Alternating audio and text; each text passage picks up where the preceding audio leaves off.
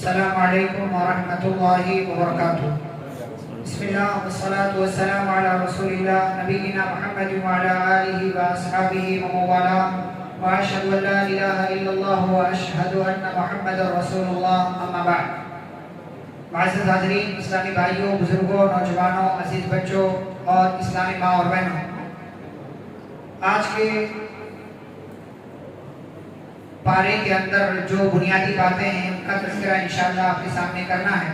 پارہ نمبر 13 آج آپ نے مکمل سماعت کیا ہے، اور پارہ نمبر 13 کے شروع میں حضرت یوسف علیہ السلام کے واقعے کا بقیہ حصہ موجود ہے۔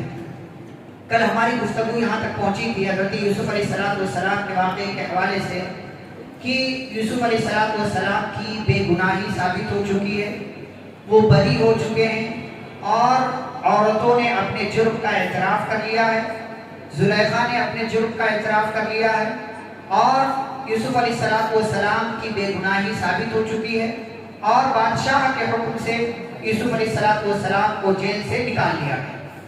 اب جیل سے یوسف علیہ السلام کو نکالا گیا، بادشاہ کے سامنے لائے گئے، تو بادشاہ نے بڑی محبت سے ایک آفر کیا کہ میں آپ کو اپنی بادشاہت کے اندر کوئی عہدہ، کوئی پوسٹ دینا چاہتا ہوں، آپ کا میرے نزدیک بڑا اونچا مقام ہے۔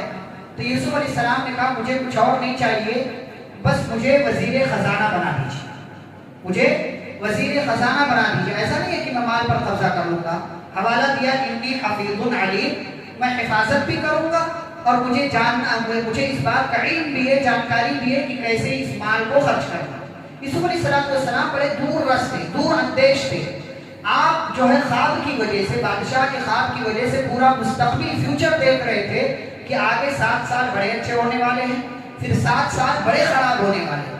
لہٰذا کسی ایسے انسان کو خزانے کا مالک ہونا چاہیے جو ذمہ داری سے ان تمام خزانوں کو، غلوں کو، اناج کو لوگوں کے درمیان تقسیم کرے۔ اسی لیے جب بادشاہ نے آفر کیا کہ میں آپ کو پوسٹ دینا چاہتا ہوں، تو کہا مجھے وزیر خزانہ بنا دیجئے۔ یوسف علیہ السلام کو وزیر خزانہ بنا دیا گیا۔ ایک وہ بچہ جسے تھوڑے سال پہلے اس کے بھائیوں نے اسد میں آ کر کے کنویں میں ڈال دیا، اللہ نے اس کی ایسی حفاظت کی کہ اس بچے کو کنویں سے نکالا، مصر کے بازار میں پہنچایا، مصر کے بازار سے بادشاہ کے گھر تک پہنچایا، بادشاہ کے گھر سے ایک ظاہری طور پر ایک جرم میں گرفتار ہوئے، لیکن پھر بے گناہی بھی اللہ نے ثابت کی، اور پھر اللہ نے بڑا مقام دیا کہ اسی دوران نبی بھی بنا دیا، رسول بنا دیا، اور یہاں پر اللہ نے انہیں دنیا کے اعتبار سے بھی ایک اونچی پوسٹ پر پہنچا دیا۔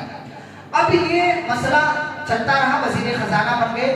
7 سال بڑے اچھے گزرے، بارش ہوئی، خوب غلے اور اناج پیدا ہوئے، اور پھر اس کے بعد 7 ایسے سال آئے جس میں بارش نازل نہیں ہوئی، اور لوگوں نے کھیتی کرنے کے باوجود بھی کچھ نہیں پایا، غلے اور اناج پیدا نہیں ہوئی۔ اب بھوکمری کا دور شروع ہوا، جب آس پاس کے علاقے کے تمام گاؤں اور دیہات والوں کے پاس کھانے پینے کا سامان ختم ہو گیا، تو تمام لوگوں نے حکومت کا رخ کیا کہ چلے بادشاہ کے دربار سے کچھ نہ کچھ ملے گا۔ تھوڑے دام میں معمولی قیمت لے کر کے غلہ اور اناج دیا جاتا تھا۔ تو یوسف علیہ السلام کے بھائی کنعان نامی علاقے سے مصر تک پہنچے، کنعان سے چل کر کے مصر تک پہنچے۔ وَجَاءَ إِخْوَةُ يُوسُفَ، اور یہ وہی 10 کے 10 بھائی ہیں جنہوں نے یوسف علیہ السلام کو کنویں میں ڈالا تھا۔ یہ سب کے سب مصر میں پہنچے، اور اب یوسف علیہ السلام بادشاہ بھی بن چکے ہیں، وزیر خزانہ بھی ہے، بادشاہ بھی ہے، کیونکہ بادشاہ کا انتقال ہو چکا ہے۔ جس دوران یہ 7 سال کا عرصہ گزرا، اس دوران بادشاہ کا انتقال ہوا، تو یوسف علیہ السلام بادشاہ بھی بن چکے ہیں۔ بھائی لوگ پہنچے، یوسف علیہ السلام نے ان کو پہچان لیا، لیکن وہ لوگ نہیں پہچان سکے۔ کیوں؟ اس لیے کہ جب ان لوگوں نے پھینکا تھا کنویں میں تو یہ لوگ بڑے تھے، اور بڑے ہونے کے بعد انسان کے چہرے مورے میں کوئی تبدیلی نہیں آتی ہے، لیکن یوسف علیہ السلام بچے تھے، اور بچہ جب بڑا ہوتا ہے تو اس کے چہرے مورے میں بہت ساری تبدیلیاں آ جاتی ہیں۔ تو اس اعتبار سے بڑے بھائی چھوٹے بھائی یوسف کو نہیں پہچان سکے کہ یہ وہی بچہ ہے، یعنی ہمارا بھائی ہے، نہیں پہچان سکے، بہت ساری تبدیلیاں ہو چکی تھی، لیکن یوسف علیہ السلام پہچان پہ، لیکن اظہار نہیں کیا۔ اب آئے وہ لوگ، سارا ماجرا پوری کیفیت بیان کی، یوسف علیہ السلام نے خیر خیریت پوچھا، انجان بن کر کے گھر میں کون ہے، کیا ہے، حالات کیسے، کیا چل رہا ہے، کیا نہیں چل رہا، اور اس کے بعد تھوڑے دام پہ یوسف علیہ السلام نے ان کو غلے اور اناج دے دیے۔ اچھا، जब ये लोग वापस जाने लगे तो कहा कि देखो तुम्हारा वो एक जो और छोटा भाई है जिसका नाम बिन्यामीन है, उसको भी अगली बार लेकर के आना। ये बिन्यामीन जो थे यूसुफ अलैहिस्सलाम के सगे भाई थे, बाप के एतबार से भी माँ के एतबार से, और बकिया जो 10 भाई थे वो उनकी माएँ अलग अलग थी, उनकी माएँ अलग अलग थी। तो कहा अगली बार जब आना तो बिन्यामीन को भी लेकर के आना, क्या देखते नहीं हो कि मैं पूरा पूरा देता हूँ, एक को लेकर के आओगे तो उसका हिस्सा भी तुम्हें दिया जाएगा। और जब ये लोग जाने लगे तो यूसुफ अलैहिस्सलाम ने कहा कि इनसे जो पैसा तुम लोगों ने लिया है वो पैसा भी इनकी बोरी में वापस रख दो, ताकि जब ये लोग घर जाकर के देखेंगे तो वापस आने की चाहत इनके अंदर पैदा हो। देखिए मुलाकात करने की सबील पैदा करे यूसुफ अलैहिस्सलाम अपने भाइयों से भी और उस भाई से जिसका नाम बिन्यामीन। अब जब घर पहुंचे, घर पहुंचने के बाद खैरियत बाप ने याकूब अलैहिस्सलाम ने पूछी, सब अहवाल दरियाफ्त किए और ये सिलसिला चलता रहा। अच्छा सामान खोला तो उसके अंदर जो है पैसा वापस मिल गया, और ज्यादा खुशी है कि हमारा पैसा भी नहीं गया, हमें पूरा पूरा सामान मिल गया। अगली बार जब सामान जब खत्म हुआ, अगली बार जब आने की बारी आई तो इन भाइयों ने कहा याकूब अलैहिस्सलाम से कि अब्बू जान आप अपने इस बेटे को यानी हमारे इस भाई को भी हमारे साथ वापस भेजना, हमारे साथ भेजिए, ये मिस्र जाएगा, इसका भी हिस्सा मिलेगा। तो याकूब अलैहिस्सलाम को फिर से वही डर हुआ कि एक बार यूसुफ से बिछड़ चुका हूँ, अब ये बेटा भी अगर बिछड़ गया तो फिर मैं किसके सहारे जिंदा रहूंगा, क्योंकि इन्हीं दोनों से ज्यादा मोहब्बत करते थे, इन्हीं दोनों की तरफ उनका झुकाव ज्यादा था। बहरहाल ये लोग इसरार करते रहे और याकूब अलैहिस्सलाम ने इनके इसरार को देख करके इनके साथ भेज दिया। अब जब भेजा तो ये बड़े रहीम शहीद हट्टे कट्टे मजबूत थे। जब याकूब अलैहिस्सलाम ने इनको भेजा मिस्र में तो कहा मेरे बेटो एक ही दरवाजे से सबके सब मिस्र में दाखिल मत होना, बल्कि अलग अलग दरवाजे से। क्यों? इसलिए कि अगर सब भाई यानी 11 के 11 भाई एक साथ जाएंगे, दाखिल होंगे, लोगों की नजरें पड़ेंगी, हो सकता है किसी की बुरी नजर लग जाए और नजर लग जाने की वजह से वो बीमार हो जाए या कोई और मसला हो जाए। तो कहा सबके सब एक दरवाजे से दाखिल मत होना, बल्कि अलग अलग दरवाजे से दाखिल होना। मिस्र पहुंचे, ये 11 भाई हो गए, पहले 10 आए थे, बिन्यामीन भी आ गए, 11 भाई। अब जब पहुंचे यहाँ पर यूसुफ अलैहिस्सलाम से मुलाकात हुई और यूसुफ अलैहिस्सलाम ने बिन्यामीन को पहचान लिया और रात में ठहरने के लिए 10 भाइयों के लिए अलग अलग इंतजाम कर दिया और बिन्यामीन बाकी रह गए। अब इनको कहाँ करना है, तो बिन्यामीन को अपने साथ रख दिया और एक कोने में ले जाकर के बिन्यामीन से कहा घबराओ नहीं, मैं तुम्हारा अपना सगा भाई यूसुफ हूँ, फला तबतइस बिमा कानू यअमलून, जाहिर ना होने देना कि ये लोग क्या कर रहे हैं, मैं क्या कर रहा हूँ। अब अगला दिन आया, सामान जो है पैक किया जाने लगा कि इनको सामान देना है, इनके पैसे का। लेकिन यूसुफ अलैहिस्सलाम ने बिन्यामीन को रोकने के लिए यहाँ पर एक चाल चली और वो चाल क्या है, सारे लोगों के सामान इकट्ठे कर दिए गए। यूसुफ अलैहिस्सलाम का एक प्याला था जो जिसे आप कटोरा कह लें, अपनी ज़बान में बर्तन कह लें, जो बादशाह के लिए खास तौर पर इस्तेमाल होता था, उसको यूसुफ अलैहिस्सलाम के हुक्म से तौलने वालों ने इन्हीं भाइयों में से बिन्यामीन वाली बोरी में उसको छुपा दिया। अब ये लोग जब जाने लगे, सामान पैक हो गया, जाने लगे, तो एक पुकारने वाले ने पुकारा कि ऐ काफिले वालों तुम लोग चोर हो, तुम लोग चोर हो। तो इन लोगों ने कहा भाई हमने क्या चोरी की, तुम्हारी कौन सी चीज गायब हो गई है, हमें चोर बता रहे हो, हम तो यहाँ पर इसलिए आए ताकि सामान ने अपनी मुसीबत को दूर करे, तुम्हारा क्या गायब हुआ। तो उस पुकारने वाले ने कहा कि बादशाह का प्याला जो है वो गायब पाते हैं और हमें ये लगता है कि वो तुम में से किसी की बोरी में है। कहा अच्छा ठीक है देख लो, देख लो। कहा अच्छा अगर ये प्याला जो है, ये कटोरा, ये बर्तन अगर किसी की बोरी में पाया गया तो उसका अंजाम, उसकी सजा क्या होगी। तो कहा कि जिसके बोरी में मिले उसको कैद कर लो, यही तो जालिमों का बदला है।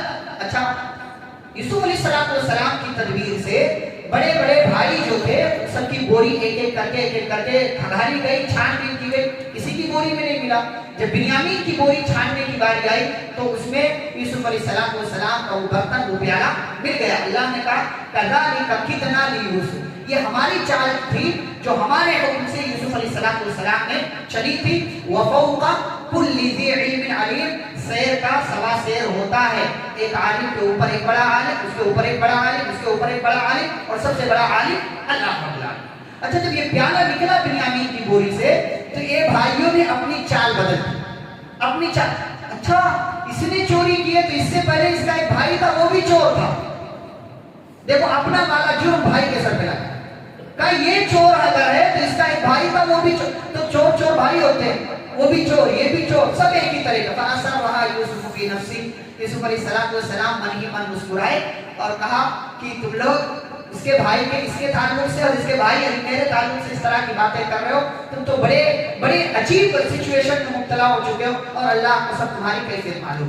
اچھا اس کے بعد جب چور ثابت ہوئے بنیامین ظاہری طور پر اور سزا یہ ملی کہ ان کو قید کر لیا جائے گا تو سارے بھائیوں نے منت سماجت کرنا شروع کر دیا. اے بادشاہ اس بچے کا ایک بوڑھا باپ ہے اپنا حوالہ نہیں دیا کہا اس کا ایک بوڑھا باپ ہے تو اس کی جگہ ہم میں سے کسی ایک کو رکھ لیجئے ہم آپ کو بڑا اچھا مانتے ہیں اس کو رکھ لیجئے ورنہ اس کا باپ رو رو کر اپنا برا حال کر لے گا. تو یوسف علیہ السلام کا معاذ اللہ اللہ کی پناہ چوری کوئی اور کرے سزا کسی اور کو دی جائے چور یہ ہے اور سزا تم میں سے کسی کو دی جائے گی یہ تو بڑی غلط بات ہوگی میں تو ظالم ہو جاؤں گا. بادشاہ بات نہیں مان رہے تو اب سارے بھائی ایک کنارے آئے تو بڑا والا جو بھائی تھا سب سے بڑا وہ کہتا ہے کہ ہم لوگ وعدہ کر کے ابا سے آئے تھے کہ ان کے بیٹے کی حفاظت کریں گے اب میں تمہارے ساتھ نہیں جاتا ہوں تم لوگ چلے جاؤ میں تمہارے ساتھ نہیں جاؤں گا اور کہا کہ اس وقت تک نہیں جاؤں گا جب تک کہ بنیامین کی بے گناہی ثابت نہ ہو جائے یا ابا راضی نہ ہو جائے اور تم لوگ چلے جاؤ. اور جب جانا یعقوب کے پاس یعنی باپ کے پاس جانا تو ابا سے کہنا کہ ابا جان آپ کے بیٹے نے چوری کی ہے اس کی سزا کے طور پر اس کو روک لیا گیا ہے. یعقوب علیہ السلام کے پاس یہ تمام لوگ واپس پہنچے سامان لے کر کے سامان نہیں لیا گیا تھا سامان لے کر کے واپس پہنچے پورا ماجرا بیان کیا.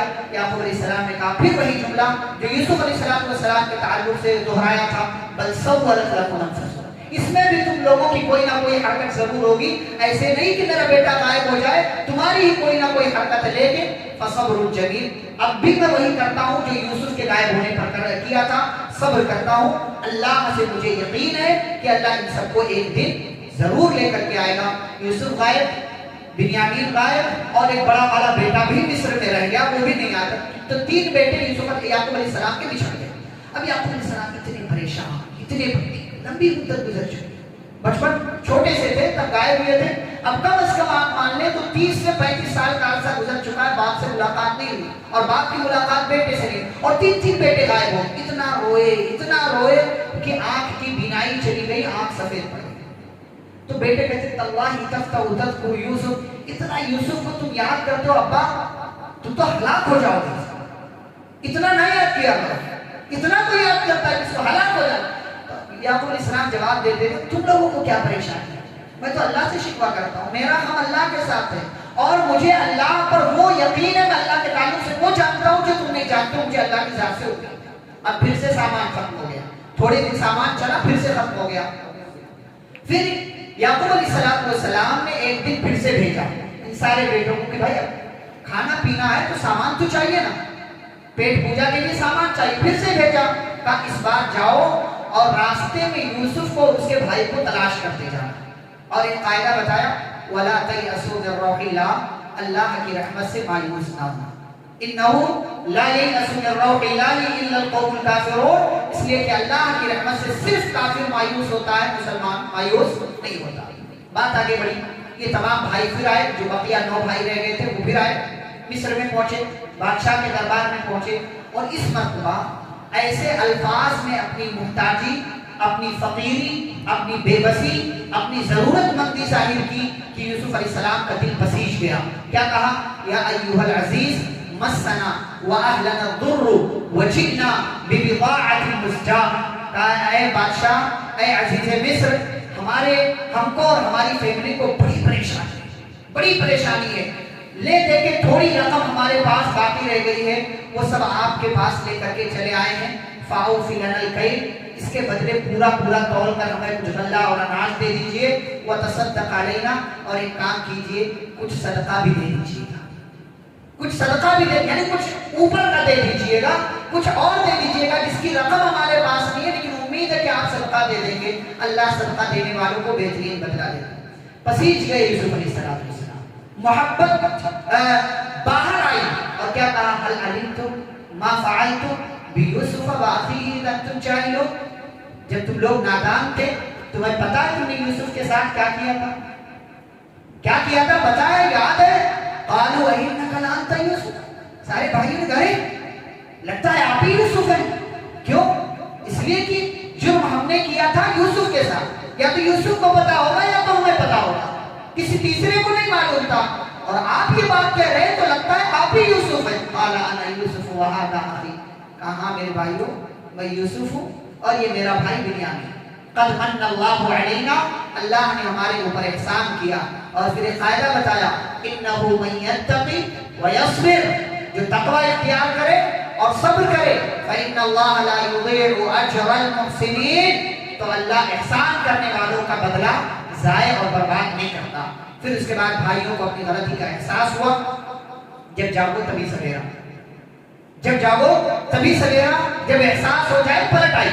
بھائیوں کو اپنی غلطی کا احساس ہوا، کہا اللہ کی قسم اللہ نے آپ کو ہم سے بہت اونچا مقام دیا، ہم مانتے ہیں کہ ہم غلط تھے تو ہمیں معاف کر دیجیے۔ یوسف علیہ السلام نے کہا نہیں کوئی مسئلہ نہیں، لا تثریب علیکم اليوم یغفر اللہ لکم، جاؤ اللہ تمہاری غلطی کو معاف کرے گا اور وہ سب سے بہترین رحم کرنے والا ہے۔ اور پھر اس کے بعد سامان وغیرہ دیا اور کہا اذهبوا بقمیصی ھذا، یہ میرا کرتا ہے، اس کو ابا کے پاس لے کر کے جاؤ اور ان کے چہرے پر میرا یہ کرتا پھیر دینا، ان کی بینائی ان کی آنکھ کی روشنی لوٹ آئے گی۔ وَأْتُونِي بِأَهْلِكُمْ أَجْمَعِينَ، اور اس بار آنا تو پوری فیملی پورے خاندان کو میرے پاس لے کر کے آنا، ابا کو بھی اماں کو بھی سارے لوگوں کو لے کر کے۔ ایک کرتا وہ تھا جس کے اندر جھوٹا خون لگا تھا، جس نے یوسف کے غائب ہونے کے بارے میں بتایا تھا، اور ایک کرتا وہ ہے جو یوسف علیہ السلام کے زندہ ہونے کا ثبوت دے رہا ہے، اور جس کی وجہ سے یعقوب علیہ السلام کی بینائی واپس آ رہی ہے۔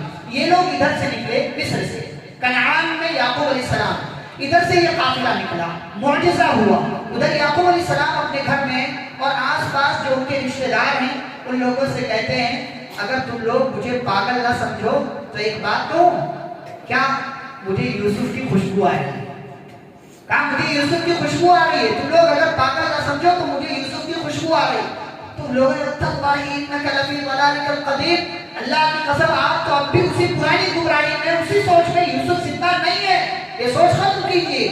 فلما ان جاء البشیر، کچھ دن یا کچھ لمحات کچھ وقت گزرے، خوشخبری دینے والا آیا اور یوسف علیہ السلام کا کرتا پہنچا، یعقوب علیہ السلام کے چہرے پر ڈالا گیا، اللہ کے حکم سے یعقوب علیہ السلام کی بینائی روشنی لوٹ آئی۔ تب کیا کہا، الم اقل لکم انی اعلم من اللہ ما لا تعلمون، کیا میں نے تم لوگوں سے نہیں کہا تھا میں اللہ کے تعلق سے جو جانتا ہوں وہ تم نہیں جانتے ہو؟ اپنے رب کو پہچانو، اپنے رب کو کے بارے میں جانو، اپنے رب کے بارے میں علم حاصل کرو۔ تب تمام بیٹوں نے کہا اے ابا ہمیں معاف کر دیں، ہم غلط تھے۔ تو ابا نے جواب دیا، یعقوب علیہ السلام نے جواب دیا، میں تمہارے لیے اللہ سے استغفار کروں گا، وہ بخشنے والا رحم کرنے والا ہے۔ اور اس بار پورا خاندان، باپ ماں تمام بھائی یہ سب کے سب کنعان سے ہجرت کر کے مصر پہنچے، یوسف علیہ السلام کے پاس پہنچے۔ یوسف علیہ السلام نے بڑا شاندار استقبال کیا اور اپنے باپ کو اپنی ماں کو اپنے برابر تخت پر بٹھایا، اور پھر اسی موقع سے تمام 11 بھائیوں نے، باپ نے، ماں نے یوسف علیہ السلام کا سجدہ کیا۔ یہ سجدہ تعظیمی تھا جو اب اس امت کے لیے جائز نہیں ہے، کسی کے لیے بھی سجدہ نہیں کیا جا سکتا، عظمت کا بھی نہیں، عزت کا بھی سجدہ نہیں کیا جا سکتا، اس امت کے لیے جائز تھا۔ تمام لوگوں نے سجدہ کیا۔ تب یوسف علیہ السلام نے کہا ھذا تعبیر رؤیا من قبل، یہ میرے اس خواب کی تعبیر ہے جو میں نے بچپن میں دیکھا تھا اور جس کو میرے رب نے سچ ثابت کیا۔ اس نے میرے ساتھ بڑے احسانات کیے، مجھے گاؤں سے نکالا، مجھے جیل سے نکالا، میرے اور میرے بھائیوں کے درمیان شیطان آ گیا تھا، لیکن اللہ نے شیطان کو میرے اور میرے بھائیوں کے درمیان سے دور کر دیا۔ میرا رب بڑا بہترین ہے، جو چاہتا وہ کرتا ہے۔ اس کے بعد اللہ سے دعا مانگا، رب قد آتیتنی من الملک، اے اللہ تو نے مجھے بادشاہت دی، تو نے مجھے خواب کی تعبیر کا علم عطا کیا، تو آسمان و زمین کا پیدا کرنے والا ہے، تو دنیا میں بھی میرا دوست، تو آخرت میں بھی میرا دوست۔ اے اللہ میں تجھ سے دعا مانگتا ہوں جب تو مجھے وفات دینا تو میں مسلمان رہوں اور مجھے نیک لوگوں میں شامل فرما۔ اس طریقے سے یہاں پر جا کر کے یوسف علیہ السلام کا یہ واقعہ مکمل ہوا۔ اس واقعے سے 3 بڑے سبق، اس واقعے سے 3 بڑے سبق۔ سبق نمبر 1، بہت سارے اسباق ہیں، بہت ساری باتیں، 3 بڑے سبق خلاصے کے طور پر میں آپ کو بتاؤں۔ نمبر 1، اللہ مختلف طریقوں سے آپ کو آزماتا ہے، اور کبھی یہ آزمائش آپ کے اپنے سگے کے ذریعے ہوتی ہے، याकूब अलैहिस्सलाम को यूसुफ के जरिए आजमाया और यूसुफ को उनके भाइयों के जरिए आजमाया। ये बड़ी आजमाइश आपकी जिंदगी में आती। कभी कभी आपकी जिंदगी में मुसीबत लाने वाला आपका अपना कोई सगा होता है जो आपके आसपास ही होता है, वो आपके लिए कुआं खोद रहा होता है। होशियार रहा। नंबर 2, और वो ये कि सब्र की आपकी जिंदगी में बड़ी अहमियत है। सब्र की बड़ी अहमियत इस पूरे किस्से में सिर्फ सब्र है। याकूब का सब्र, यूसुफ अलैहिस्सलाम का सब्र। देखिए कितने 40 साल तकरीबन गुजर जा रहे हैं बाप और बेटे की मुलाकात। ये सब्र होता है, ये सब्र। और नंबर 3, मायूस ना होना।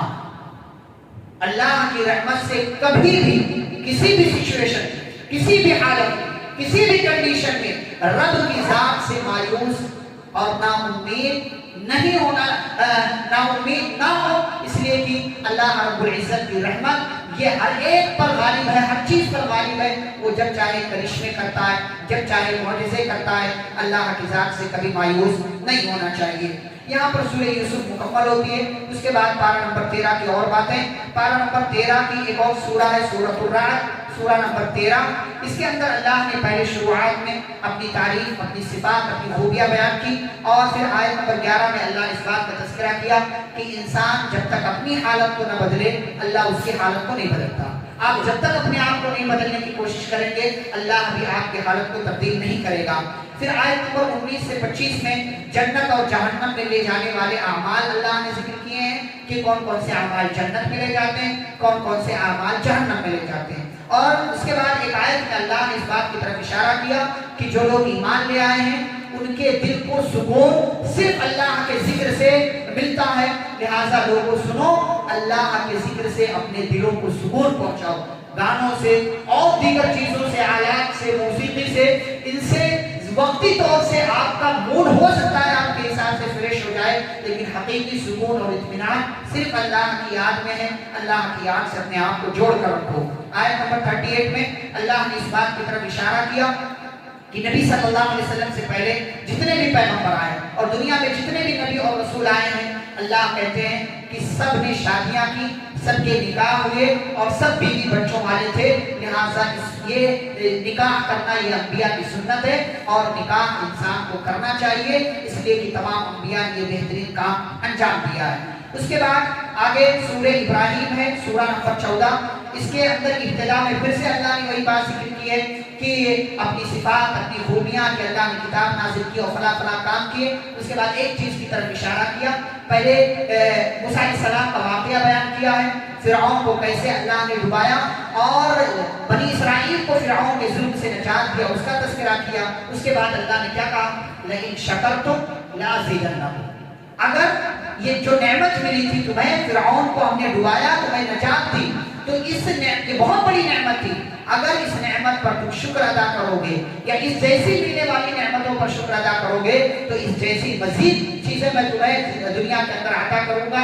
लेकिन अगर मेरी तरफ से मिलने वाली नेमतों पर तुमने नाशुक्री की तो मेरा अजाब बहुत सख्त है। और इस हवाले से एक मिसाल, एक वाक़या जो कल इंशाअल्लाह पारा नंबर 14 में हम बयान करेंगे कि नाशुक्री का अंजाम क्या होता है, किस तरीके से हमें शुक्र अदा न करने की वजह से बहुत बड़ा नुकसान भुगतना पड़ सकता है। आयत नंबर 18 में अल्लाह ने काफिरों के अमाल की मिसाल बयान की कि काफिर जितना भी अमल कर ले उसकी मिसाल राख की तरह, राख जैसे राख होती है कि एक तेज हवा चलती है और उस पूरी राख को वो हवा उड़ा देती है, ऐसे ही काफिरों के अमाल की मिसाल है। काफिर जितना भी अमल कर ले लेकिन अगर कुफ्र और शिर्क पर मरता है तो ऐसी सूरत में उसके सारे अमाल को अल्लाह हवा में गर्दो गुबार की तरह उड़ा देगा, उसकी कोई हैसियत और अहमियत नहीं होगी। फिर आगे अल्लाह ने इस बात का तज़किरा किया है कि अल्लाह ने तुम्हें तुम्हारी ज़रूरत की सारी चीज़ें अता की हैं। लिहाजा ऐ इंसानों, अगर तुम अल्लाह की नेमतों को गिनना चाहो, शुमार करना चाहो तो नहीं कर सकते, लेकिन इंसान जालिम है, नाशुक्रा है, रब की तरफ से मिलने वाली नेमतों पर उसका शुक्र अदा नहीं करता। आयत नंबर 35 से 41 में अल्लाह ने इब्राहिम अलैहिस्सलाम की दुआओं का तज़किरा किया। इब्राहिम अलैहिस्सलाम ने कौन कौन सी दुआएं मांगी? नंबर 1, अपने घर में आपके कौन कौन है उनके लिए दुआएं मांगा करें, उनके लिए दुआएं मांगा करें, अल्लाह मुझे, मेरे बच्चों को शिर्क और कुफ्र से बचा ले। ये नंबर 1। नंबर 2, जिस इलाके में आप रहते हैं, जिस मुल्क में आप रहते हैं, उसकी अमन और सलामती के लिए दुआएं किया करें। ابراہیم علیہ السلام نے کہا اللہ اس شہر کو یعنی مکہ کو امن والا شہر بنا دے. دوسری بات. تیسری بات، اور جس علاقے میں آپ رہے وہاں کی خیر و برکت کے لیے آپ دعائیں کریں. ابراہیم علیہ السلام نے دعا کیا اللہ مکہ کو مرکز بنا دے تاکہ لوگ یہاں آئیں، یہاں سکون حاصل کریں، ان کا دل اس سے جڑا رہے، اس یہاں آنے کا شوق ان کے دلوں میں ہو، اور اے اللہ ان کو پھلوں کے ذریعے ان کو روزی عطا فرما. دیکھیں دنیا بھر میں کہیں بھی کوئی پھل نہیں ملے گا، لیکن مکہ کے اندر سعودی عرب میں آپ کو وہ سارے پھل کسی بھی موسم میں مل جائیں. یہ ابراہیم علیہ السلام کی دعا کا اثر ہے. اسی طریقے سے ابراہیم علیہ السلام نے ایک دعا یہ بھی کی جو ہمیں کرنا چاہیے اپنے لیے، اپنی اولاد کے لیے، کہ اللہ مجھے اور میری اولاد کو نماز قائم کرنے والا بنا دے. نماز قائم کرنے والا بنا دے. ایک اور دعا کہ جو دعا ہم کرتے ہیں اس دعا کے قبول ہونے کی بھی دعا کرنی چاہیے. صرف دعا مانگ لینا کافی نہیں، دعا کے قبول ہونے کی بھی دعا کرنی چاہیے. ابراہیم علیہ السلام نے کہا ربنا وتقبل دعا، اے ہمارے رب تو ہماری دعا کو قبول کر لے. ایک آخری دعا جو انہوں نے مانگی ربنا اغفر لی ولوالدی وللمؤمنین یوم یقوم الحساب، اے میرے رب تو مجھے معاف کر دے، میرے ماں باپ کو معاف کر دے، اور تمام مسلمانوں کو معاف کر دے گا جس دن قیامت قائم ہوگی، جس دن حساب کتاب کیا جائے گا. اور اس پارے کے حوالے سے آخری بات وہ یہ کہ اللہ ظالموں کے کرتوت سے، ان کے اعمال سے غافل نہیں ہے. یعنی اگر دنیا میں کوئی ظالم ہے، وہ ظلم کر رہا ہے، اور آپ کو یہ لگتا ہے کہ اللہ کو نظر نہیں آتا کیا؟ وہ سارے لوگ شکوہ کرتے ہیں کہ فلاں اتنا بڑا ظالم ہے، مسلمانوں کو مار رہا ہے، کاٹ رہا ہے، تو اللہ مدد کیوں نہیں کر رہا مسلمانوں کی؟ تو اللہ نے کہا وَلَا تَحْسَبَنَّ اللَّهَ غَافِلًا عَمَّا يَعْمَلُ الظَّالِمُونَ، ظالموں کے کرتوت، ان کے عمل سے اللہ کو غافل مت سمجھو. اللہ ظالموں کو ڈھیل دیتا ہے، اور جس دن ان کا وقت پورا ہوگا اللہ ان کو ایسے عذاب میں مبتلا کر دے گا کہ پھر اس کے بعد ان کے لیے رسوائی ہوگی. اور مثال کے لیے فرعون، شداد، نمرود، دیگر قوموں کا واقعہ ہمارے پاس موجود ہے. اللہ رب العزت سے دعا ہے اللہ ہم سبھی کو قرآن حدیث کی تعلیمات کو پڑھنے، انبیاء کرام کے واقعات سے سبق لینے کی توفیق عطا فرمائے. آمین. وصلی اللہ علی النبی الکریم. ربنا تقبل منا انک انت السمیع العلیم. سبحانک اللہم وبحمدک، اشہد ان لا الہ الا انت، استغفرک واتوب الیک. والسلام علیکم ورحمۃ اللہ وبرکاتہ.